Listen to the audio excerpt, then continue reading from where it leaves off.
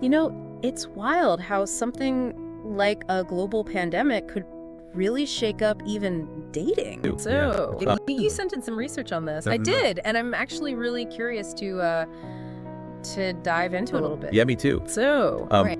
We have an excerpt here from an article called Finding Love During a Pandemic, the Impact of COVID-19 on Dating Practices and Relationships. Okay. And it's really interesting. Yeah. It goes way beyond just changes to dating apps, How interesting. although those are definitely a part of it. Right, yeah, like a whole digital makeover for the dating world. Absolutely. The source mentions how quickly apps like Tinder and Bumble added video features. Yeah, they pivoted like overnight. It's like they knew right away that meeting up for a first date was just not going to happen. Right. And I think what's so interesting about that Yeah. is it wasn't just about convenience. Right. It kind of revealed this deeper change in what people were looking for. Yeah.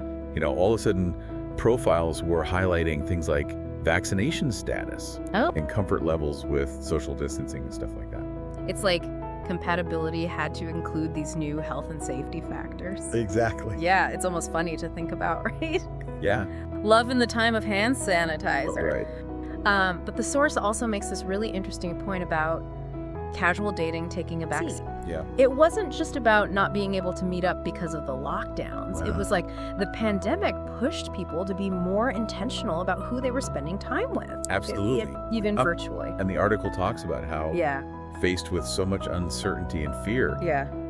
a lot of people just started to reevaluate their priorities. Right. It wasn't just about having a fun date anymore. Right. They wanted something more. It makes total sense. Yeah. When you're confronted with your own mortality like that, it makes you think about what really matters. Yeah, for sure. Thoughtfully. Did you find that your own outlook on relationships changed at all during that time? Or maybe you saw some shifts happening with people around you? It's hard to say for sure. Yeah. But the source does mention that there was this significant increase in people seeking therapy during this period. Oh, wow. Yeah, and studies even showed that the demand for mental health services rose by over 20% in the first year of the pandemic. Wow. So it seems like the isolation and the stress Yeah. really forced a lot of people to do some soul searching. Yeah. And that definitely included reflecting on their relationships. Totally. It was like the whole world was hitting the pause button, Yeah. and people had this unexpected opportunity to really step back and think about what they wanted, Yeah. both in life and in love. Absolutely. But let's be honest, starting a relationship during lockdown Yeah. must have been incredibly challenging. Oh, yeah. Imagine trying to build intimacy and connection Yeah. when your first few dates are through a screen. Right. Yeah, it was like a whole different set of rules. It really was. In a way, though, it forced people to connect on a deeper level right from the start. Oh, interesting. Oh, interesting. You couldn't rely on physical attraction or doing activities together. Right. The source highlights how important communication became. Yeah. Couples had to think outside the box and find new ways to build intimacy. Oh, wow. Like what? Video chats, online games, even virtual museum tours, Yeah. you name it. It's like a return to that old-fashioned idea of courting, you know? Right. Where conversation was really the foundation of the relationship. Exactly. It's so interesting to think that the pandemic pushed dating back to its roots. Yeah, I think you're right. Like we went back in time a little. Yeah, and the article even mentions that this focus on communication Yeah. actually had a lasting impact on a lot of Oh, couples. that's interesting.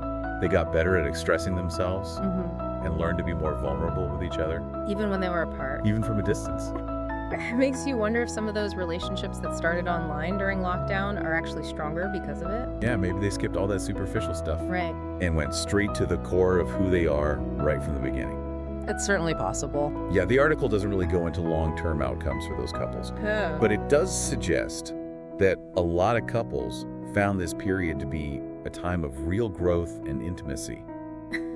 That makes sense. Of course, it wasn't all perfect. Right. The source also mentions that the pandemic put a lot of strain on existing relationships. Yeah. Some became stronger, but unfortunately some also ended in breakups. Yeah, I can see that happening. Being stuck together, constantly dealing with all that uncertainty and stress. Yeah. It's like the pandemic was this pressure cooker for relationships. It really was. It either brought people closer together or revealed the cracks that were already there. What do you think the research says about why some couples thrived Yeah, that's a good question. while others struggled during this time? Well, the source points to a couple of key factors. Okay. One is the ability to adapt to change and be open to new ways of connecting. Couples who were flexible and supportive of each other tended to do better. Okay.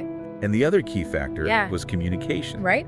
Couples who could talk openly about their needs and expectations were more likely to work through the tough times. It really highlights how important those qualities are. Absolutely. Flexibility, open communication, empathy. Yeah, they're crucial in any relationship. Especially during times of stress. Exactly. And speaking of stress, let's not forget the emotional toll the pandemic took on everyone. Yeah, it was huge. The article touches on this, and I'm curious, did you find that this impacted how people approached dating? It seems like there were two main reactions. Okay. Some people felt even more of a need for connection. Because of the isolation. Right. Okay. Dating, even virtual dating, became a way to cope with the loneliness. Interesting. But for other people, the emotional weight of everything made dating feel overwhelming. Yeah, like it was too much to deal with on top of everything else. Exactly. They preferred to focus on themselves first and maybe reevaluate what they were looking for in a partner. Yeah, that makes sense. It was like this fork in the road. Yeah. Some saw it as a time to seek out connection, Yeah. and others needed to focus on themselves first. And I think a lot of that depended on their personality and circumstances. Right. And it's interesting that even as things started opening back up, Yeah. some of those pandemic dating habits stuck around.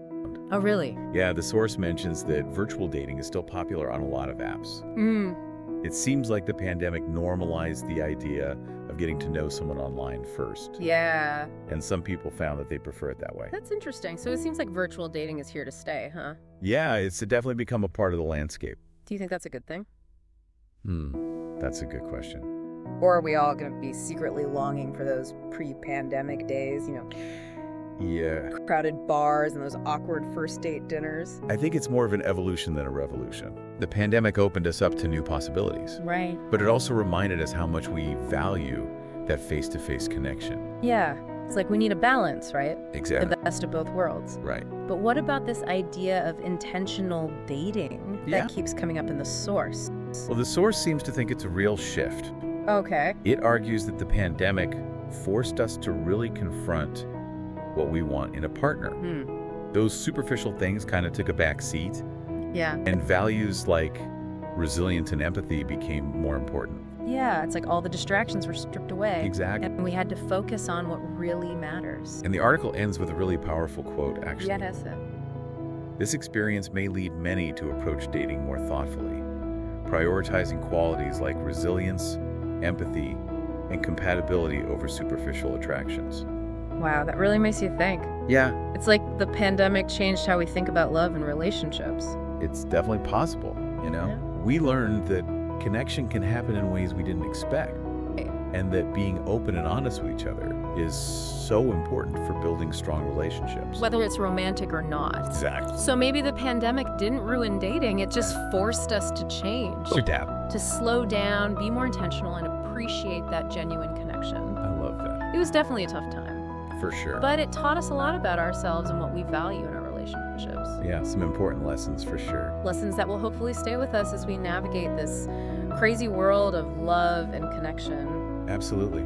So what about you? Thoughtfully, yeah. Has your view of love and relationships changed since 2020? That's something to think about. It is. Yeah. And we'll be back next week with a whole new topic for us to dive into. Looking forward to it. Until then, happy dating, or not dating, or whatever makes you happy. Right. Wow.